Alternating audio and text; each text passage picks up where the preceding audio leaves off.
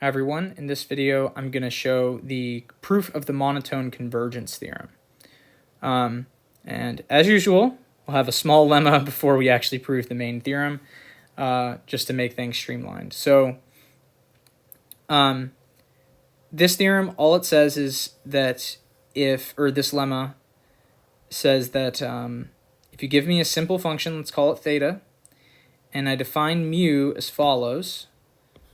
Mu of any Borel set, E, is the integral of theta restricted to that Borel set, meaning make this modified function to just set everything to 0 outside that set, and take the normal integral that you're used to, then mu is a measure. Okay, so we just need to prove two things. First is that the measure of the empty set is 0. Okay, so this definition here, what is the indicator function on the empty set times theta? Well, it's identically 0. So that integral is 0, and so the measure of the empty set is, in fact, 0. Now,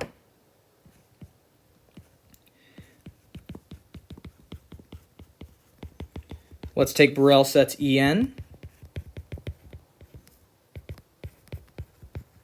that are mutually disjoint and set E to be their union.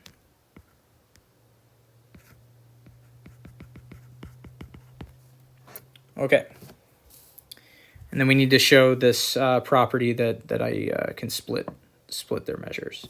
So this is all that's happening here is just the following observation. The indicator function on E1 union E2 is 1 when x is in the union and 0 when x is not in the union. Okay. And this is equal to 2 when x is in the empty set, which is equal to E1 intersect E2, 1 when x is in E1 union E2 minus the empty set, E1 intersect E2, 0 when x is in E1 is not in E1 union E2. So all that's happening here is, well, it's an empty set. I'm never going to hit this case where it's equal to 2, but you can note that this is equal to, it's easy to see, that this is just the sum of the indicator functions, right? So when I'm in the intersection, when I'm in E1 and E2, I get 1 plus 1, which is 2. When I'm in only one of their sets, I get 1. And when I'm in 0, when I'm in neither, I get 0. But the main point is this is empty. Okay, so when this set is empty, that expression equals that expression. Okay, so by induction,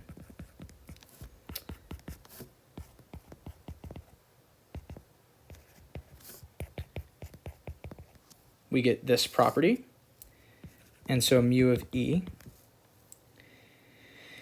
is the integral of theta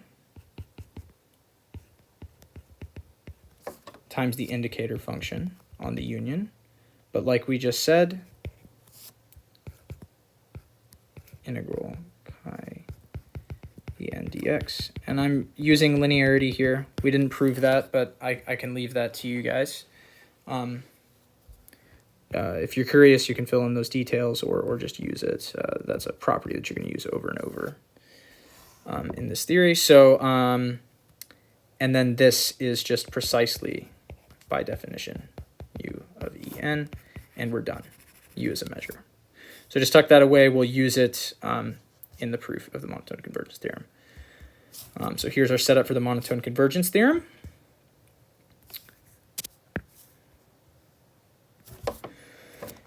Let Fn be a pointwise, non-decreasing sequence of measurable functions. Then their limit, pointwise limit, is itself a measurable function, first of all. And the limit of the integrals is equal to the integral of the limiting function, is what it says. So let's just go ahead and dive into the proof. So first we have to show that f is a measurable function. Okay, so for fixed x, let's look at this sequence. It's a sequence of real numbers, or non-negative numbers, really. It's non-decreasing. So, in fact, I can write it as the supremum. I can write it as a pointwise supremum. But this pointwise supremum of measurable functions is itself measurable. Oh, sorry.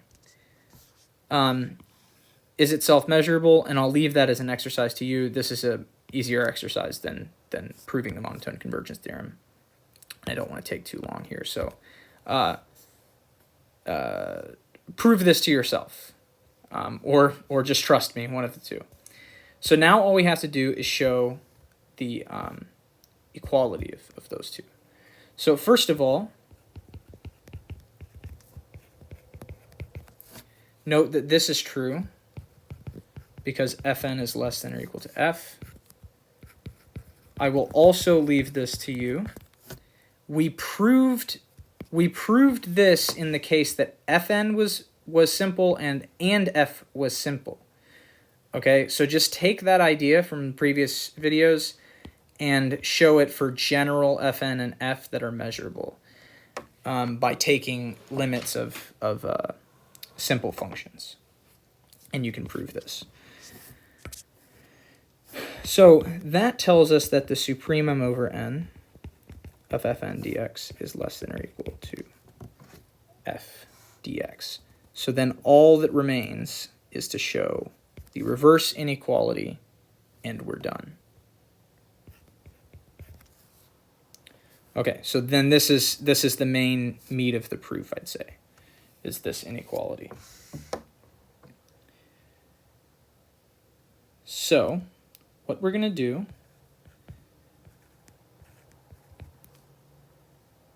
let's call this theta, just as in our lemma.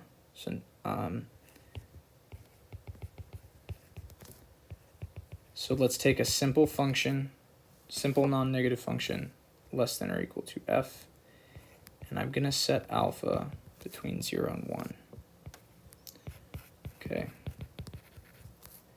And I'm going to define En to be the set of all x in R such that fn of x is greater than or equal to alpha times theta of x.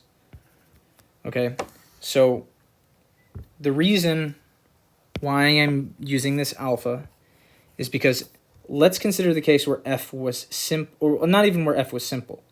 At some point x, I could have theta of x equals f of x, which means if fn is increasing to f, and I have exact equality between f and theta, then I'm never going to get that point included in this set. But if I multiply by some alpha less than 1, I can always guarantee it, because alpha times theta of x is going to be strictly less than f. So that's a key point. That alpha is absolutely necessary for that point. It just gives us some breathing room. Okay, so I claim, first of all, that En plus 1 is contained in En. So let's just show this really quick. That is because fn plus 1 of x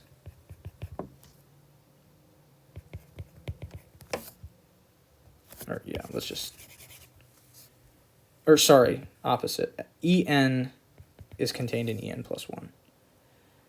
So fn of x greater than or equal to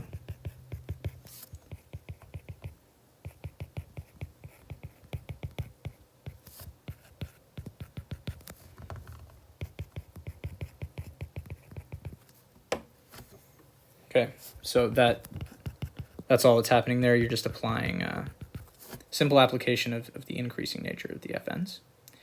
Okay, so that'll be important, and also the union of this is the real line. So I'll call this star, and I'll call this star, star. Okay, why is this the case? Okay, so let x be in R. Since alpha is since 0 is less than alpha is less than 1, f of x is strictly greater than alpha theta of x. Since fn of x increases to f of x,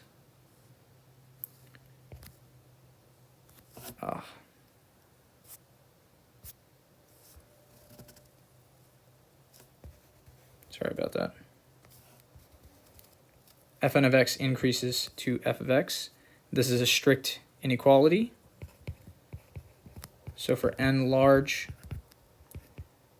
fn of x is greater than alpha theta of x, implies x is in En for n large. If you want to formalize that, you can say let capital N be, and so on. But that's the main idea. Since it's strict, I can always fit Fn inside there. Okay.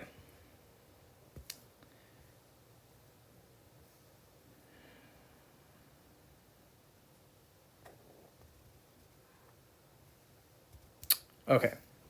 So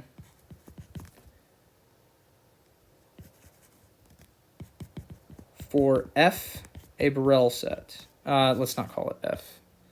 Let's call it a Borel set. Define mu of A to be the integral of theta dx, theta dx, as per the lemma. Okay, so note that the integral of fn dx is greater than or equal to the integral of En times fn dx, which is greater than or equal to, again, I'm using linearity here, and then this is alpha mu of En. Okay, so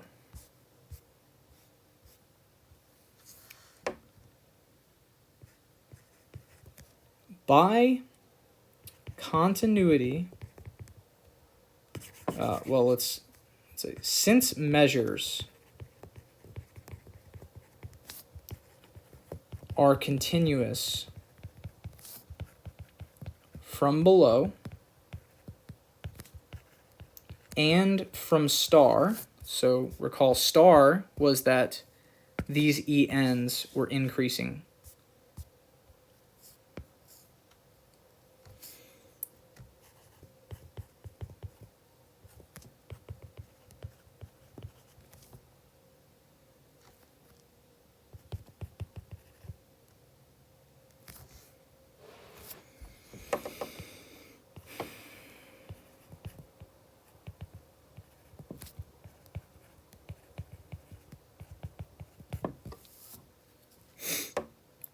Then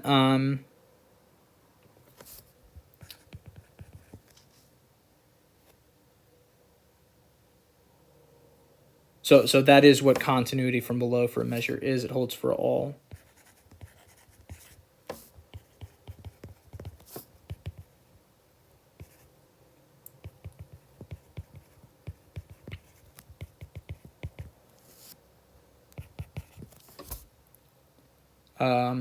So the union is R and it's increasing. So this lim sup,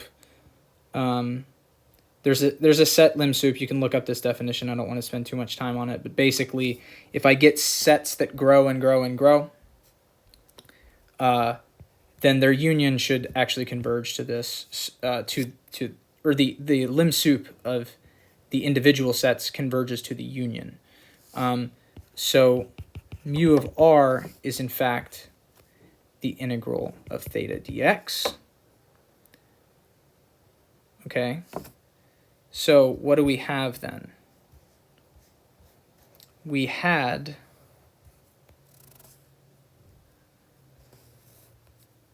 this. Okay, so I just took the limit as n goes to infinity on both sides.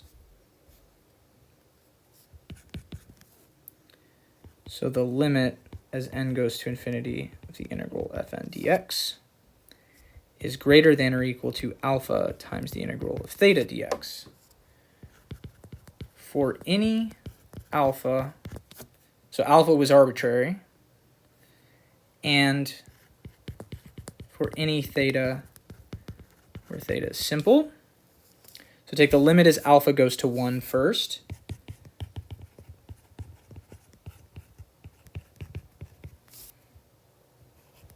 Oh, sorry.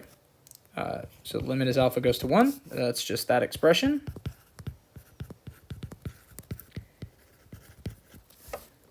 Now take the supremum over all theta simple.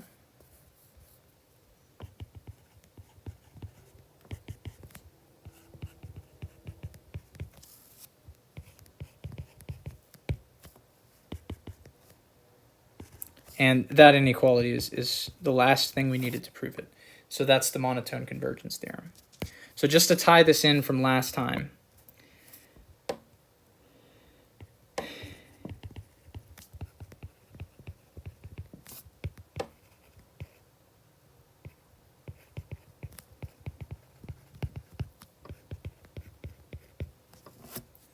we constructed a sequence of simple functions that increase pointwise to f, but we didn't know if their integrals increase to the integral of f. But now we do, because of the monotone convergence theorem. Okay, so that is what we really showed, was this last missing piece of a very nice tool to approximate the Lebesgue integral of any measurable function, because the integrals of simple functions are easy to compute. So I'll do one more video on Lebesgue integration and wrap this series up, really. So the point of this series was really to survey some of the major results in the theory, so that if you guys take a course in the future, you know, you're not lost. Or if you're in a course where you might have learned some of it but not all of it, you should be able to follow most things in the literature. So in the last video, I just want to go over, just state some big results that are super thematic if you guys do take a full course that uses Lebesgue integration in it, as well as a small bit of the theory that I kind of skipped because I didn't want to spend too much time on it. Basically, the Borel sigma algebra is not the most general one. You can generate a slightly bigger sigma algebra is all that there is, but I didn't want to go through that construction. So anyways, the last video should be just a survey of Lebesgue integration theorems that are useful to show things. Thank you guys for watching and getting this far in the series.